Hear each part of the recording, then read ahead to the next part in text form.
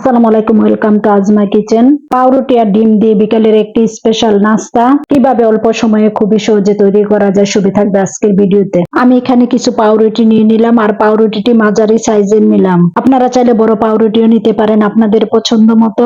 প্রথমে আমরা এখানে দুটি ডিম নিয়ে নিলাম, সাথে দিব 1 চিমটি লবণ, আপনারা চাইলে দিতে পারেন নাও দিতে পারেন। সাথে দিব 1 চা চামচ চিনি, 1 চা চামচ কাঁচামরিচ কুচি।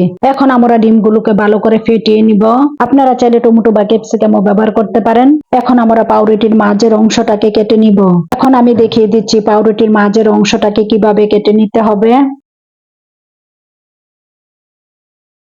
এখন আমাদের পাউরুটির মাঝখানের অংশটা কাটা হয়ে গেছে, দেখুন কত সুন্দরভাবে কেটে নিলাম। এখন একটি প্যানের মধ্যে দিয়ে দেব 2 টেবিল চামচের মতো সাদা তেল। তেলটা যখন গরম হয়ে আসবে তখন আমরা দিয়ে দেব পাউরুটির অংশ। পাউরুটির মাঝখানে দিয়ে দেব ফেটিয়ে রাখা ডিম।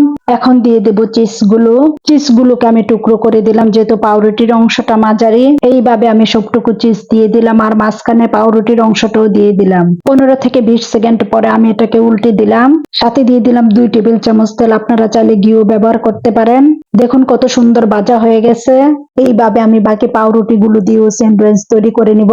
পাউরুটি আর ডিম দিয়ে এরকম নাস্তা বানিয়ে আপনারা বিকেলে চায়ের সাথেও খেতে পারেন। ছোট্ট সোনামণিদেরকেও আপনারা স্কুলের টিফিনে দিতে পারেন। ঘরোয়াভাবে তৈরি যে কোনো খাবারই স্বাস্থ্যের জন্য অনেক ভালো। এখন আমি আপনাদেরকে ভিতরের অংশটা দেখিয়ে দিচ্ছি কতটা স্পাইসি হয়েছে। একদম নরম তুলতুলে নাস্তাটি বিকেলে চায়ের সাথেও খেতে পারেন। যে যেখান থেকে ভিডিওটি দেখতেছেন সবাইকে অনেক অনেক ধন্যবাদ। সবাই অনেক বেশি ভালো থাকবেন। আজকে এই পর্যন্ত, আল্লাহ হাফেজ।